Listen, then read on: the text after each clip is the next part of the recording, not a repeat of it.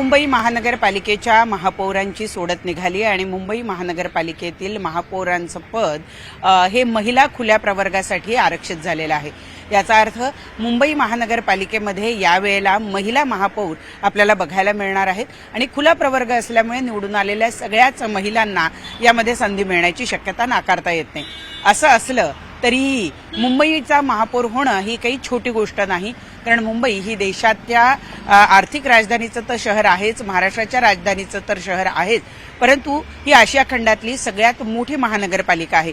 अशा एवढ्या मोठ्या महानगरपालिकेचं, एवढ्या मोठ्या शहराचं प्रथम नागरिक होणं हे जेवढा मोठा बहुमान आहे तेवढीच ती मोठी जबाबदारी सुद्धा आहे आणि म्हणूनच या पदावर विराजमान होणारी व्यक्ती ही त्या तोडीची लागणं हे गरजेचं आहे। आता जर मुंबईतली राजकीय परिस्थिती आपण बघितली तर सर्वाधिक जास्त नगरसेवक निवडून आणलेला पक्ष या नात्यानं भाजप 89 नगरसेवक त्यांनी निवडून आणलेले आहेत। उद्या सत्ता स्थापनेचा पहिला दावा हा भाजप करणार आहे। मग भाजप कोणाला सोबत घेतं, कोणाला सोबत घेत नाही हा नंतरचा जरी मुद्दा असला तरीही सर्वाधिक नगरसेवक जिंकून आणलेले असल्यामुळे महापौर कोणाचा असेल हे आता भाजपच ठरवणार आहे आणि साहजिक भाजपला आजपर्यंत महापौर पद हे केवळ एकदाच मिळालेलं आहे आणि तेही फारच थोड्याशा कालावधीकरिता। म्हणून भाजप ही इतकी महत्वाची आणि इतकी मोठी संधी सोडणार नाही। जेव्हा देशाचा पंतप्रधान भाजपचा असेल, राज्याचा मुख्यमंत्री भाजपचा असेल आणि देशाच्या आर्थिक राजधानीच्या शहराचा महापौर सुद्धा हा भाजपचा असेल, हे जे ट्रिपल इंजिन सरकार चालवण्याचा प्रयत्न नक्कीच भाजपच्या वतीनं केला जाईल आणि म्हणूनच जी कोणी महिला यावेळेला मुंबईची महापौर असेल ती भाजपचीच असण्याची 99.99% शक्यता आहे आणि म्हणूनच आपण ज्यावेळेला कोण महापौर होणार अशी स्पर्धा जेव्हा रंगलेली पाहतोय त्यामध्ये भाजपच्याच जिंकून आलेल्या नगरसेविकांची नावं आपल्याला घ्यावी लागतात। मुंबईमध्ये जर आत्ताचं चित्र बघितलं तर कोण महापौर होऊ शकतं मुंबईचा, तर सगळ्यात महत्वाच्या काही मुद्दे जे आहेत, ज्या मुद्द्यांवरून आक्षेप किंवा ज्या मुद्द्यांवरून आरोप प्रत्यारोप हे भाजपवर या निवडणुकीच्या कालावधीमध्ये झालेले होते, त्यापैकी एक अत्यंत महत्वाचा मुद्दा म्हणजे की मुंबईमध्ये भाजपचं सरकार आलं किंवा भाजप आणि शिंदे यांच्या युतीचं सरकार आलं तर मुंबईमध्ये अमराठी व्यक्ती जी आहे ती मुंबईचा महापौर होईल। ही वेळ इथपर्यंत येऊन ठेपली की अखेर भाजपला हे सांगावं लागलं किंवा युतीला हे सांगावं लागलं की आमच्या इथे जो कोणी महापौर असेल तो मराठी असेल आणि म्हणूनच आता दिलेला शब्द भाजपला फिरवता येणार नाहीये, त्यांना महापौर हा मराठीच करावा लागणार आहे। म्हणजे काय तर ज्या अमराठी नगरसेविका जिंकून आलेल्या आहेत त्यांची नावं या यादीतून आधीच कट होताना आपल्याला बघायला मिळतील। नंतरचं काय तर उर्वरित ज्या मराठी नगरसेविका आहे त्यांचा आपण विचार करू, त्यातही अनेक नगरसेविका अशा आहेत ज्या बाहेरून पक्षामध्ये आलेल्या आहेत आणि त्यानंतर त्या नगरसेविका जिंकून आलेल्या आहेत। तशी काही नावं सुद्धा आपल्याला सांगता येईल। राखी जाधव, अश्विनी मते या वेगळ्या पक्षांमध्ये होत्या आणि त्यानंतर त्या भाजपमध्ये आल्या आणि भाजपमधून आता त्या जिंकून आलेल्या आहेत। त्यामुळे बाहेरून आलेल्या नगरसेविकांना ही संधी दिली जाणार नाही। अशातच नवीन पहिल्यांदा निवडून आलेल्या नगरसेविकांना सुद्धा ती संधी दिली जाणार नाही, कारण मी जसं म्हणाले की अत्यंत जबाबदारीचं, अत्यंत महत्वाचं हे पद आहे, ते सांभाळणं इतकं सोपं नाही। सभागृह चालवणं हे अत्यंत कठीण काम असतं।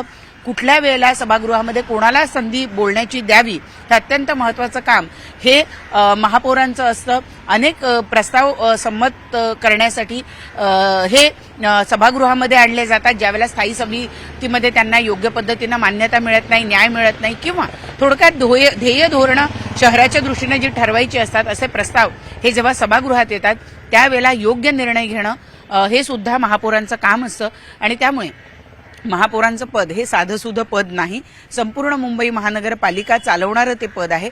त्यामुळं नवीन नवख्या नगरसेवकांना ही संधी दिली जाणार नाही। आता ही नावं सुद्धा जर आपण कमी केली तर फार मोजकी नावं राहतात।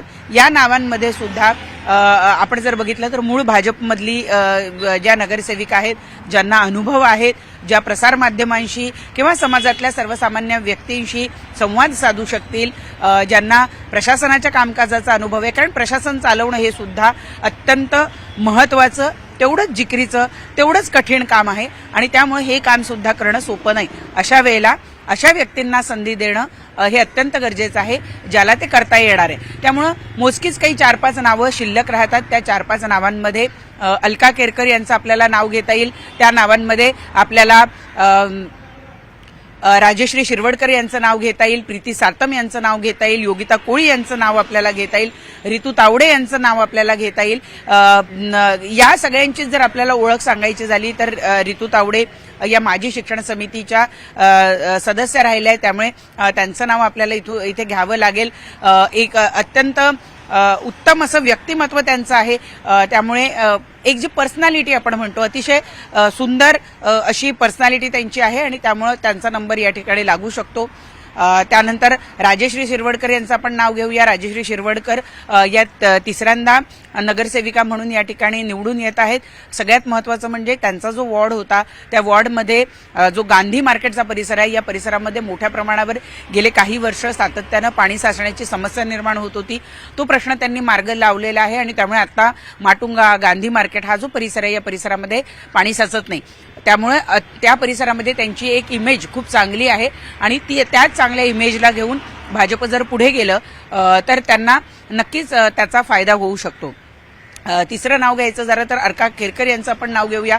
अलका केरकर या जुन्या जाणत्या अगदी भाजपच्या पडत्या काळातल्या या भाजपच्या नगरसेविका आहेत आणि त्यामुळं आता जर या जी नावं आपण घेतली या सगळ्यांमध्ये त्या सगळ्यात वयोवृद्ध आहेत. असं जरी असलं तरीही त्या संघाशी संबंधित व्यक्ती आहेत आणि त्यामुळं अत्यंत साधी राहणी आणि उच्च विचारसरणी असं जे काही एक ब्रीदवाक्य असतं त्या ब्रीदवाक्याला साजेसं असं अलका केरकर यांचं व्यक्तिमत्व आहे आणि त्यामुळं त्यांना सुद्धा ही संधी दिली जाऊ शकते असं आपल्याला म्हणता येईल. योगिता कोळी यांचं नाव आपल्याला घ्यावं लागेल. योगिता कोळी या भाजपच्या रणरागिणी मानल्या जातात. त्या कोळी समाज जे की आपण ज्यांना मूळ मुंबईकर म्हणतो त्या कोळी समाजाचं प्रतिनिधित्व करणाऱ्या त्या आहेत. त्यामुळे त्यांना सुद्धा संधी दिली जाईल अशी चर्चा आहे. पाचवं नाव आपल्याला घ्यावं लागेल ते प्रीती सातम यांचं. प्रीती सातम या सुद्धा पक्षाच्या एक तरुण धडाडीच्या नगरसेविका आहेत.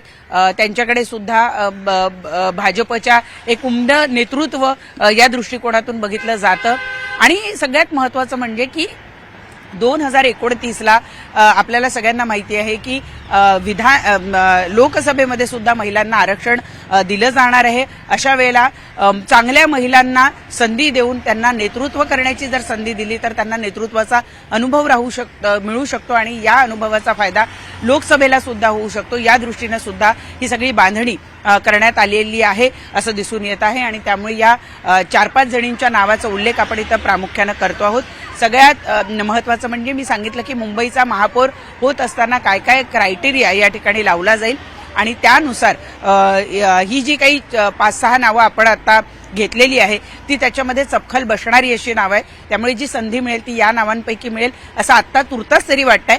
पण पुन्हा ते भाजप आहे त्यामुळे आयत्या वेळेला एखाद्या अनोळखी व्यक्तीला ज्यांना आपण फारसं ओळखत नाही पहिल्यांदाच नगरसेवक म्हणून निवडून आलेले आहे अशा व्यक्तीला संधी दिली तर धक्कातंत्र हे भाजपचं नेहमीचं राहिलेलं आहे. त्यामुळे असा एखादा धक्कातंत्र भाजपनं दिलं तर आश्चर्य वाटायला नको. परंतु तुर्तास तरी असं दिसत नाही कारण परिस्थिती तशी नाही आहे.